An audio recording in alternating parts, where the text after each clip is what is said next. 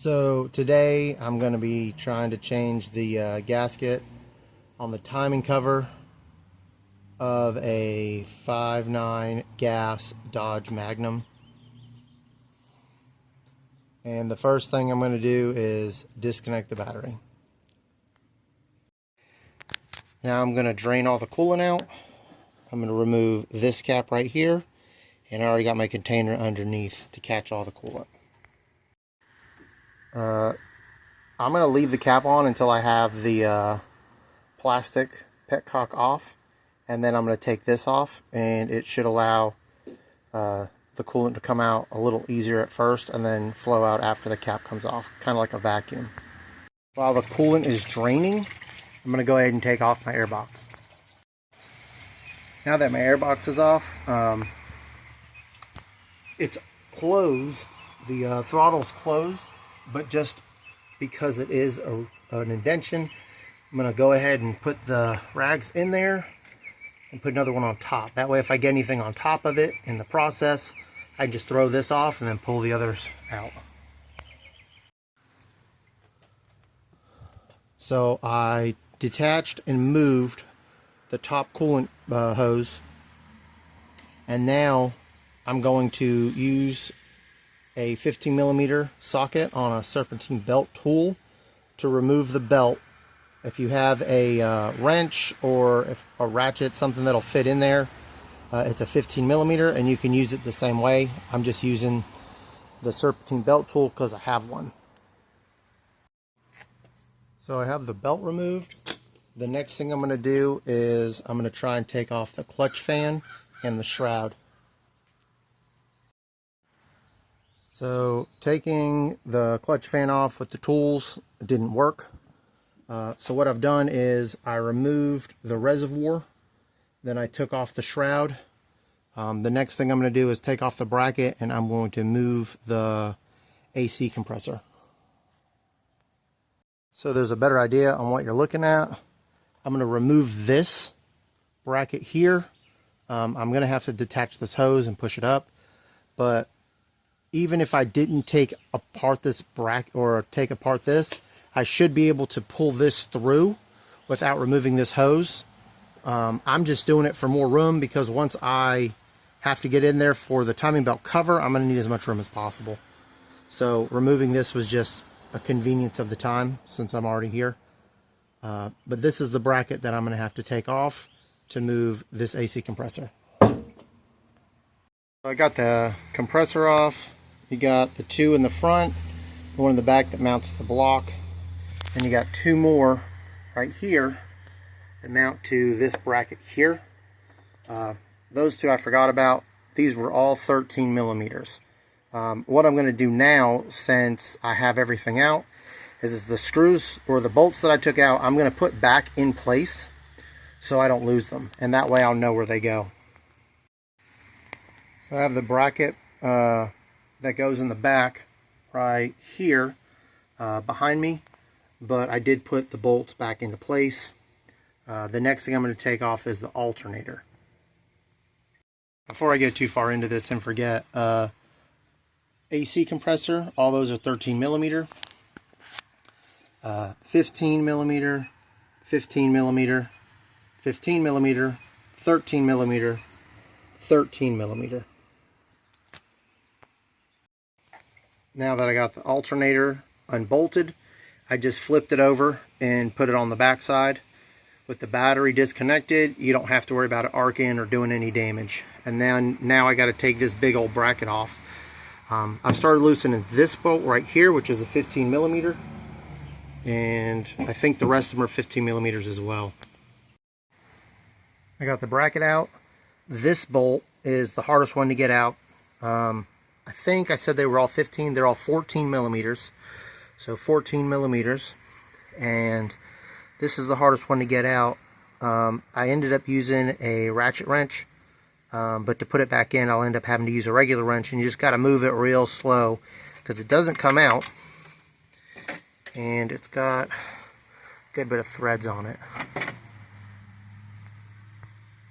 So this is what it looks like so far. I had to turn this to get the bracket out. The next thing I'm going to work on is taking off this hose and then taking off the water pump.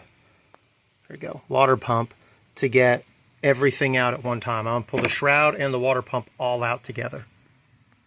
So I took the bolts that I put back in out of the shroud from holding it up. Now I have 2 more bolts in the water pump. I'm going to go ahead and take one out, and then when I take the other out, I'll probably leave the bolt in place as I pull everything out at the same time. So I pulled the shroud, the water pump, the clutch fan all out at the same time. It's all right here. There's the shroud. And then the next thing I'm going to do is I have to drain the oil out of it, because the oil pan's going to have to come off. So I got the oil plug right here. It's a 5/8. I'm going to go ahead and drain it into my oil pan. So I have 2 bolts mounted to the engine block, and then I have my engine chain hoist, and then I have my hoist itself. Now I'm going to have to undo the mounting brackets, and then I'm going to lift the engine up so I can get the oil pan off. So I've disconnected my motor mounts, and that way I can lift the motor up with the engine hoist. So I have tension on it, and now I have to take off the oil pan. So I got all but 6 of the bolts out of the oil pan. I'm going to stop for a minute because it's pretty hot out, but I'm going to go ahead and try and knock off this harmonic balancer. So I rented a tool to take off the harmonic balancer, and this is what it looks like. I'm going to try showing you how to install it. So this will lock into the 3 spots that are right here and hold on. The next thing is to put these 2 pieces together and then line it up and then thread it through until it's tight.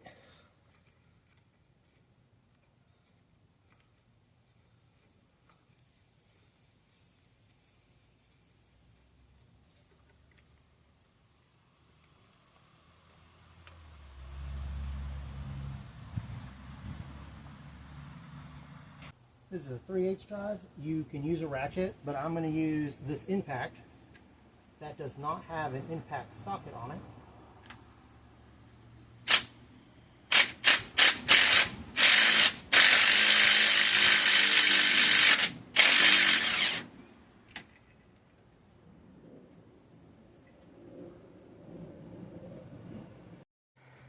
This second from the smallest is the one that I used to get the harmonic balancer off. The timing chain cover off, and I can definitely see where my water or coolant leak was coming from. This is the engine side with the timing chain.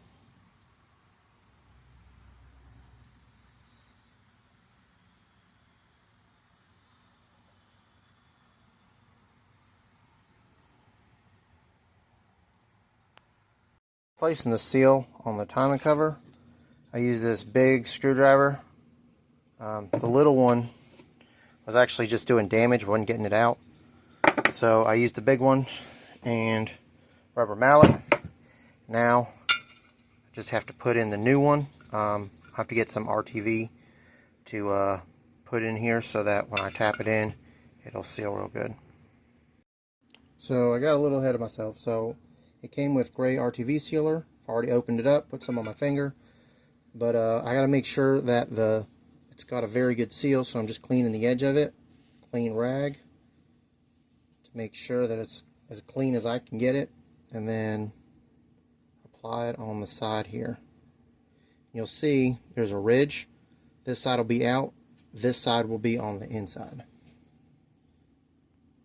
Alright, so it's got on what I believe to be a pretty evenly coated seal. Just going to set it right here, about as center as I can get it. And then my block of wood.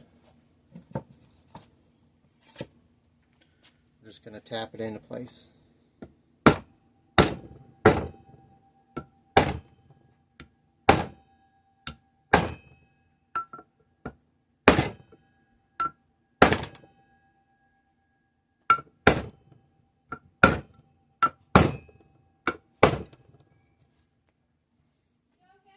I'm okay.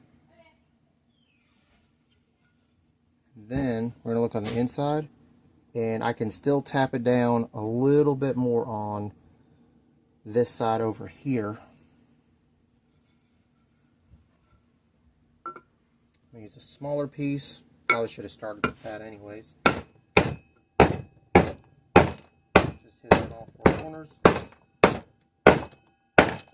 Center. And then just make sure that it's set properly, which it is.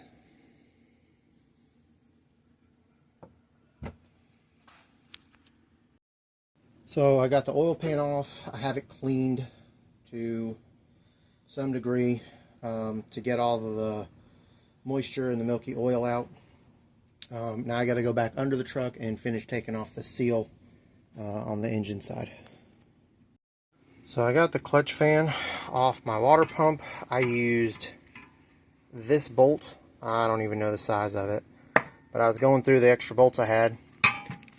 It was short enough to go underneath the clutch fan. Just dropped it in the hole, and I just kind of spun it until it stuck. And then I used, I think it's a 36 millimeter clutch fan tool, but it says 36 right there.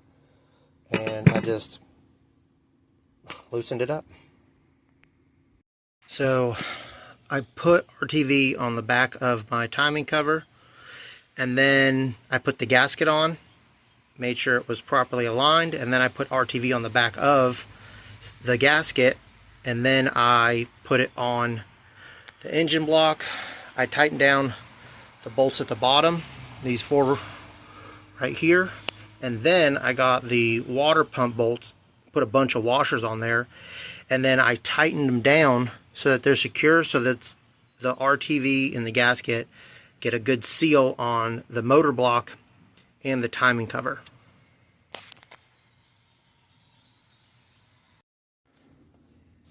So I got the oil pan on, and you're supposed to do a cross tighten on the bolts. So what I did is that there's a total of 19 bolts. I started with the 2 in the front and the 2 in back to hold it on. And then I put on every other one, and that'd be a total of 10. So the first thing I did was I tightened one front, one back, and then the other back and the other front. Not all the way, just tightened it down to try and pull it up. And then from there, I went back and forth the rest of the way down until it was at about the same depth as what was left on these front ones. And then from there I went down, up, and then I went back and forth again until all of these were tightened. And then once that was already to the tightened to where it's supposed to be, tightened to snug, that's what I should say, then I put in the rest of the bolts, and what I did was I tightened offset like so until they were too snug. They were to a tightened to snug tightness. And then I went behind it and I torqued everything down to spec. Or you can just, tighten it down. I wouldn't recommend it. I would go with whatever the torque specifications are, but you do you. I need to put my harmonic balancer back on. And when you do it, there is a key. So you have to make sure you line this up when you put it back on.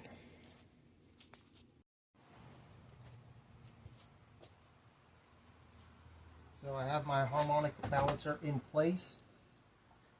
I'm going to go ahead and put this nut back in.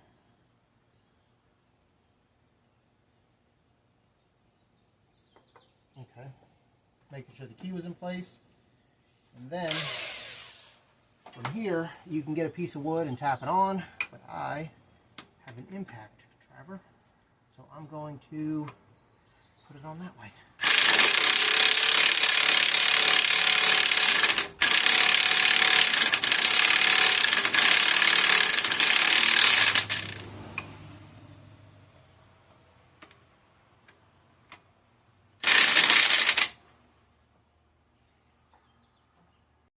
So I got my water pump on, and like I did last time with the timing cover, I did RTV, gasket, RTV. What I did is I started with this bolt and this bolt right here to hold it on. Then I did the top one, and then I did the rest of them all the way around. And then after I tightened them, I just went back through to make sure they were all snug, and then you torque them to spec. So now I got my motor mounts back in. There's one, there's two, and now I just got to put the nuts on the back side. Motor mounts are all tightened up. The next thing I do is take off this engine hoist and the mounts. My hose connected. I got my bracket back on. So now I got to put the AC compressor and the alternator back together. So I have the alternator and the AC compressor back on, and then I put the belt on. And that's important because when I put the clutch fan on, it'll prevent the water pump from spinning. So what I did was I have the shroud in, but it's unconnected. So I'm going to lift it, and that's how I'm going to put the fan through so I can put it on the water pump.